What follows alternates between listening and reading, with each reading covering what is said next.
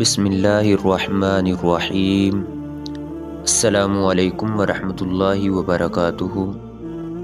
حضرت سیدنا ابو ہریرہ رضی اللہ تعالیٰ عنہ سے روایت ہے، حضور نبی کریم رؤوف الرحیم صلی اللہ علیہ وآلہ وسلم نے ارشاد فرمایا کہ اللہ عز و جل نے مخلوق کو پیدا فرمایا، حتیٰ کہ جب وہ ان سے فارغ ہو گیا، یعنی ان کی تخلیق مکمل فرما دی، تو رحم نے کھڑے ہو کر عرض کی، یہ قطع رحم سے پناہ مانگنے والے کا مقام ہے۔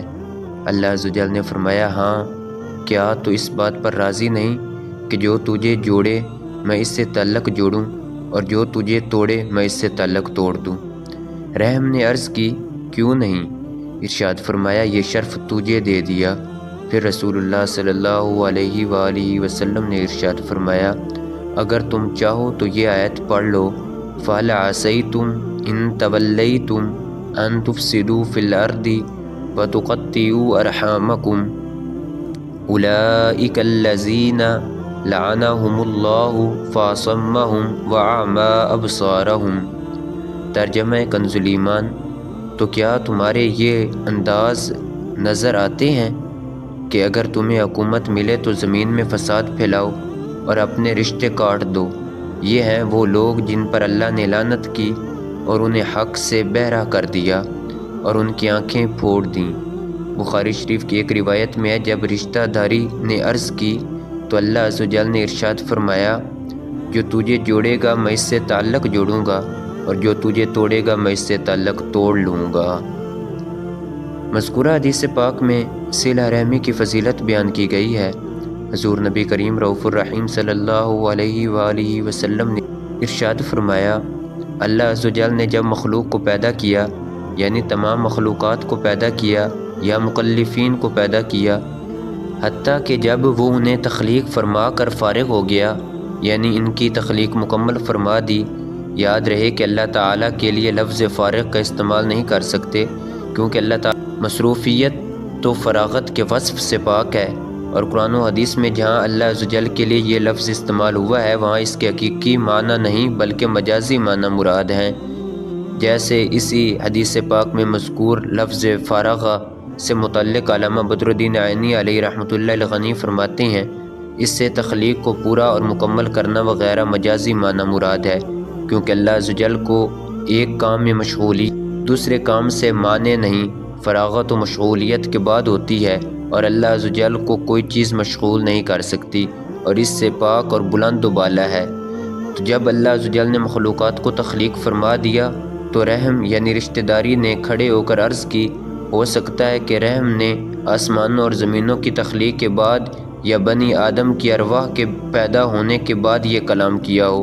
نیز حدیث پاک میں جو رحم کے کلام کرنے کا فرمایا گیا ہے، تو ممکن ہے کہ رحم نے زبان حال سے یہ کلام کیا ہو، یا زبان قال سے یہ کلام کیا ہو، یا اللہ عز و جل نے کلام کے وقت اسم حیات اور عقل کو پیدا فرما دیا ہو۔ مفسر شہیر محدث کبیر حکیم الامت مفتی احمد یار خان علیہ رحمۃ الحنان فرماتے ہیں، رحم سے مراد رحمی رشتہ داری ہے، اس عالم میں ہر چیز کی شکل ہے، لہٰذا یہ رشتہ داری ایک خاص شکل میں تھی، اور اس نے صاف صاف یہ عرض کیا، قیامت میں ہمارے اعمال قرآن رمضان کی خاص شکلیں ہوں گی، وہ کلام کریں گے، لہٰذا حدیث واضح ہیں۔ بعض شارحین نے کہا کہ یہ حدیث متشابہات سے ہے کہ اسے بغیر سمجھے ہی مان لو۔ رحم نے عرض کی، یہ قطع رحم سے پناہ مانگنے والے کا مقام ہے۔ قطع رحم سے مراد حقوق قرابت ادا نہ کرنا، یعنی اس بات سے تیری پناہ لیتا ہوں کہ کوئی میرے حق ادا نہ کرے۔ اللہ عز و جل نے فرمایا، کیا تو اس بات پر راضی نہیں کہ جو تجھے جوڑے میں اس سے تعلق جوڑوں، اور جو تجھے توڑے میں اس سے تعلق توڑوں؟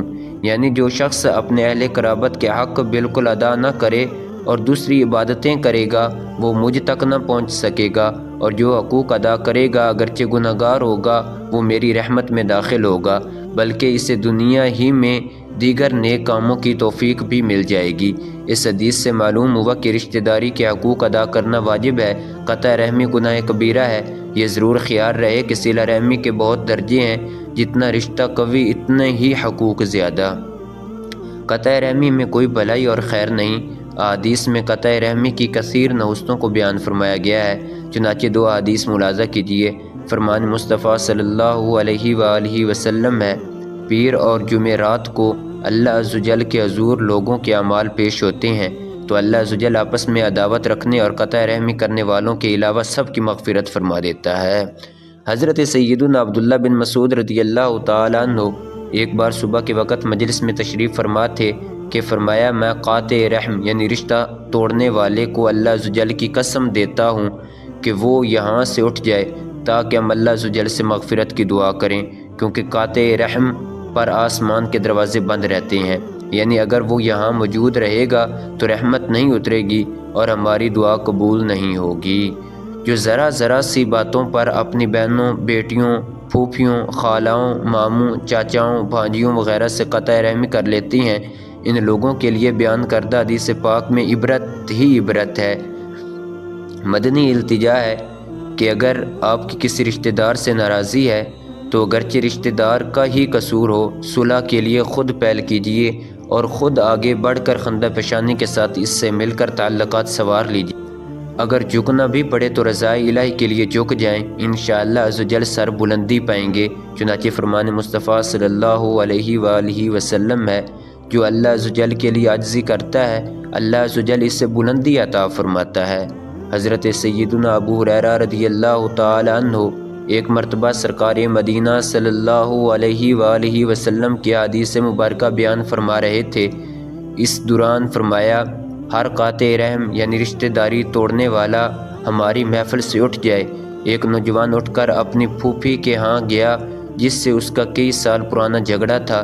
جب دونوں ایک دوسرے سے راضی ہو گئے تو اس نوجوان سے پھوپھی نے کہا، تم جا کر اس کا سبب پوچھو، آخر ایسا کیوں ہوا؟ یعنی حضرت سید